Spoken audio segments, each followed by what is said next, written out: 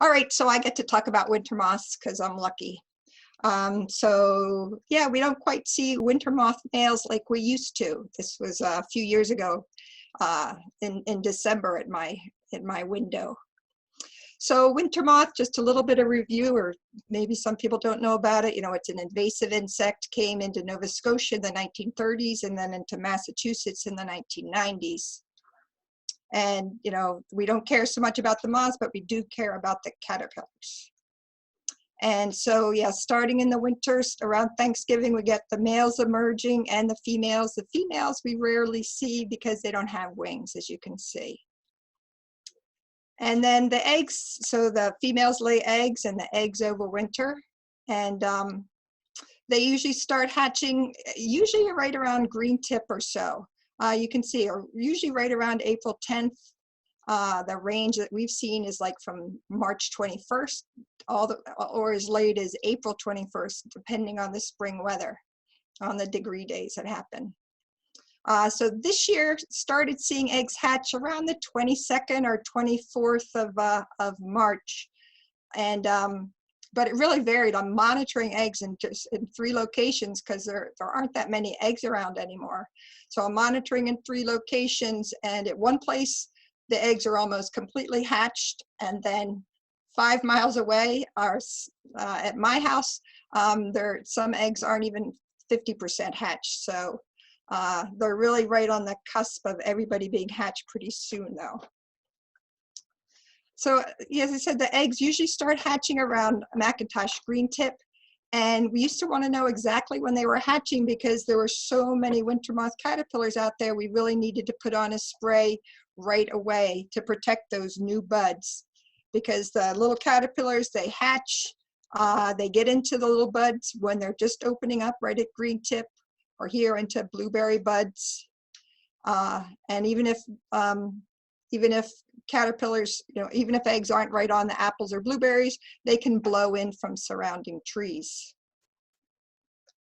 And if they don't get controlled, when we had big populations, they could totally destroy the crop. You can see that there's no flower parts on these flowers, and so there would be no fruit, of course. And in blueberries, they were especially damaging.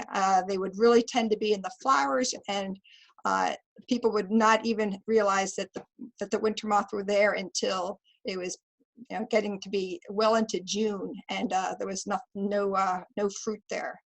So we really need to monitor flower buds. As I said, the population is much reduced than it used to be, but we still need to monitor for winter moth in those areas that have problems with winter moth.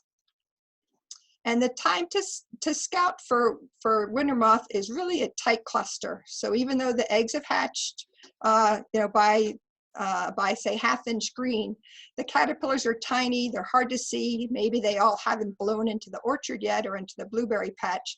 So really the best time to scout is that tight cluster. And it's, we don't really have thresholds, but Nova Scotia has some thresholds where they're saying that if you find like 1 to 2 damaged tight cluster buds out of 20 clusters, that would indicate that you probably would want to spray. And what they say in Nova Scotia is that the growers there tend to treat 9 out of 10 years for winter moth. So as I say, you scout a tight cluster, you collect at least 20 of the cluster buds, and you need to pull them open, because from the outside they may look completely healthy, but you need to pull them open. You often won't see caterpillars at all. If you see caterpillars, there's probably more that you aren't even seeing, because the caterpillars sometimes can just go right into the buds and hide. So you might see the caterpillars, but more likely you'll see some damage. You'll see some frass, or you'll see some brown areas on the buds. Blueberry buds are more difficult to check just because they're smaller and they're harder to peel apart. So you really need to kind of peel them apart to look for the frass. Another way to monitor is to look at surrounding trees that are surrounding the orchard. So here are some maples, and yeah, the Norway maples are really good for scouting. And if you're starting to see, if you see damage like this on surrounding maples, go and take a closer look, see if you see some little green caterpillars. Sorry. Sorry, an apple grower is calling. I think I'll call him back after I hop off. He's probably not able to hop on. Okay, so do take a look at your surrounding trees to see if you see damage and see if you can find little green caterpillars, because if you see them there, you can maybe take a better look in your orchard. And yeah, if you're seeing damage like this, is really characteristic of winter moth damage. So for chemical control, so you're scouting a tight cluster, but really the time to spray is as those buds are separating. As you can imagine, if the buds are still in tight cluster and the caterpillars are inside, it's hard to get, you can't get the insecticide in there. So you want to wait until the buds are starting to separate. So bud separation to pink is a good time. And they're really pretty darn easy to kill. These caterpillars are pretty easy to kill. So I really haven't found an insecticide that doesn't work well against them. And even the BT insecticides such as dipel really do a good job against winter moth. And so, BT would be a very good choice if you got some really early bloomers, or maybe you've got some peaches in your block that are still blooming.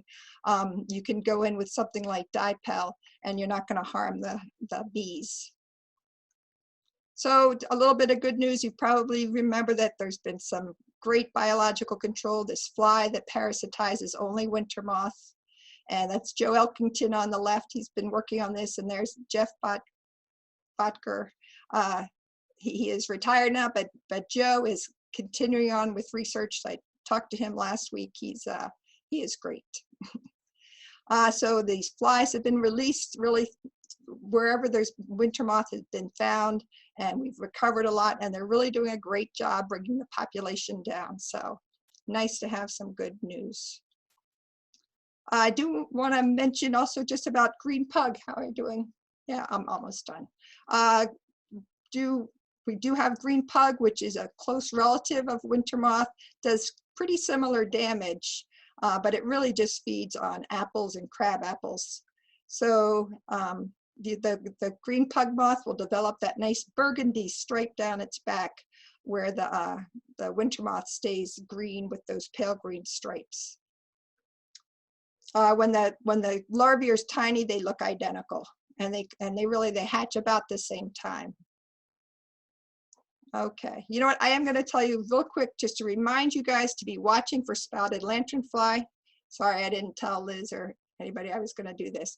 So spotted lanternfly, this insect's about an inch long. This plant hopper, first found in Pennsylvania 2014, but it is spreading. So the blue there on the maps are the established populations, and the orangey yellow are where they keep finding a few spotted lanternflies, but that's not established yet.